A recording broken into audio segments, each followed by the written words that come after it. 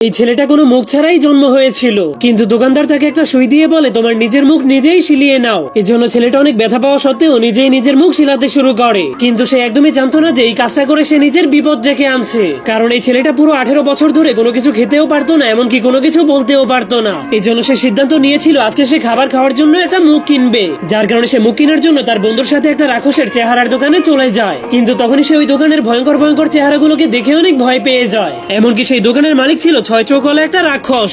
এরপর ছেলেটা মন দিয়ে সবগুলো চোখকে দেখার পর নিজের জন্য একজোড়া নরমাল চোখকে বেছে নেয়। কিন্তু যখনই সে ওই চোখগুলোকে লাগায় তখনই তার অন্ধকার দুনিয়াটা একদমই আলোকিত হয়ে যায়, যার ফলে সে জীবনের প্রথমবার নিজের চেহারা দেখতে পায়। কিন্তু তখনই সেই চোখগুলো তার কন্ট্রোলের বাইরে চলে যায়। এই জন্য সে দেখতে পায় সে নিজেও একটা রাক্ষসে পরিণত হয়ে যাচ্ছে, যার কারণে সে অনেক ভয় পেয়ে সেই চোখগুলোকে বের করার অনেক চেষ্টা করেও বের করতে পারছিল না। এই জন্য তখনই তার বন্ধু জলদি করে সেই চোখগুলোকে বের করে ফেলে। এরপর থেকে ছেলেটা অনেক ধরনের চোখ লাগিয়ে লাগিয়ে ট্রাই করছিল, কিন্তু কোনো চোখই তার বডির সঙ্গে ম্যাচিং হচ্ছিল না, যার কারণে দোকানের মালিক এবং তার বন্ধু তার চোখ লাগানো বাদ দিয়ে মুখ লাগানোর সিদ্ধান্ত নেয়। এই জন্য তার বন্ধু একটা রাক্ষসের মুখ নিয়ে তার চেহারার উপরে লাগিয়ে দেয়, কিন্তু সেটা লাগানোর কারণে ছেলেটার কথা বলতে অনেক কষ্ট হচ্ছিল।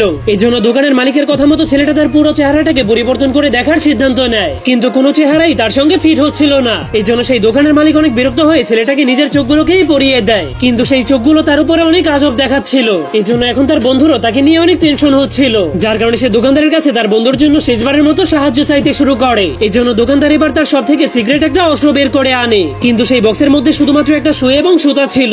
এই জন্য তার বন্ধু জলদি করে তার কাছে গিয়ে বলতে শুরু করে এই সুই সুতাকে কিভাবে ব্যবহার করতে হবে। এরপর ছেলেটা তার মুখটাকে সেলাই করতে শুরু করে দেয়। এই জন্য তার মুখে প্রচন্ড ব্যথা করছিল, তবুও সে হার না মেনে কয়েক মিনিটের মধ্যেই একদমই পারফেক্ট একটা মুখ সিলিয়ে ফেলে, যার ফলে ধীরে ধীরে অবশেষে তার মুখটা খুলে যায়। এই জন্য সে জীবনের প্রথমবার তার মুখ দিয়ে কথা বলতে পেরে অনেক খুশি হয়ে গিয়েছিল, কিন্তু আসল খুশি তো তার বন্ধু এবং সেই দোকানদার হয়েছিল, কারণ যে সুই এবং সুতাটা ছেলেটা ব্যবহার করেছিল সেটা অনেক দামি ছিল। এই জন্য এত দাম শুনে ছেলেটা অনেক অবাক হয়ে যায়, কিন্তু যেহেতু এখন তার মুখটা একদমই ঠিক হয়ে গিয়েছে সেহেতু সে অনেক খুশি হয়ে দোকানের বিল দিয়ে সেখান থেকে চলে যায়।